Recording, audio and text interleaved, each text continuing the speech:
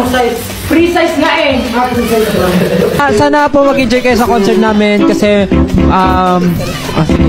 Wait lang muna kami wait lang. Ano po mga gusto natin? Ayan sa'yo. Ito Wyatt, W.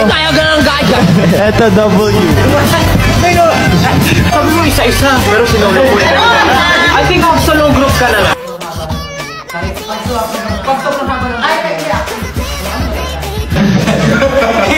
Pag sobra na, kailangan. Isa natin kung saan. Kung mahaba, may isa, ano. Ikaw naman, Pablo, ito, hindi nagsasalita. Eh, kaya sumasagot eh. Ano gagawin ko? Sabi mo kung lumawa. Wala ko sinabi. Pero kumakain ka kanina, sabi mo, ay search na lang sa Google. Ang hirap naman. Wala bang fast? Yung fast na ano? Sa buhay ngayon, wala nang fast, walang shortcut. Dapat merong mabilis na lipat. Alam mo kanina mo pa nireklamo, alam mo naman pindutin. I-email ko nga ito mamaya. I-email ko. Kasi pipindot naman pa yung 3 dots sa baba. Pakatamad yun naman. Kaya di kayo nagiging TikToker. Hindi. Kasi ang technology, it's supposed to make your life easy.